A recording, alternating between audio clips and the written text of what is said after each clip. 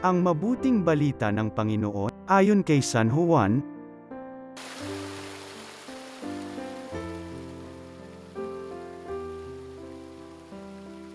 Noong panahong yun, sinabi ni Jesus sa mga Hudyo, "Tandaan nyo, ang namumuhay ayon sa aking aral, kailan may di makararanas ng kamatayan."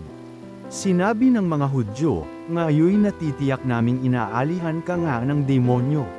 Namatay si Abraham at ang mga propeta, pero sinasabi mong hindi mamamatay kahit kailan ang sinumang namumuhay ayon sa iyong aral.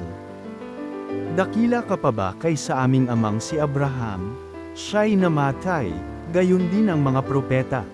Ano ba ang akala mo sa sarili mo?" Sumagot si Jesus, "Kung ako ang nagpaparangal sa aking sarili, iya'y walang kabuluhan. Ang aking Ama ang nagpaparangal sa akin at sinasabi ninyong siya ang inyong Diyos. Hindi ninyo siya nakikilala, ngunit siya'y nakikilala ko. Kung sabihin kong hindi ko siya nakikilala, ako'y magiging sinungaling na tulad ninyo. Subalit nakikilala ko siya at ginagawa ko ang kanyang sinasabi. Natuwa ang inyong amang si Abraham nang mabatid na makikita niya ang araw ng pagparito ko. Nakita nga niya ito at siya'y nagalak." Dahil dito'y sinabi sa kanya ng mga Hudyo, "Wala ka pang 50 taon, at nakita mo na si Abraham."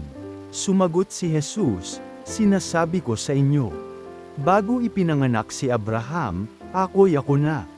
Dumampot sila ng bato upang siya'y batuhin, ngunit nagtago si Jesus at lumabas ng templo. Ang mabuting balita ng Panginoon.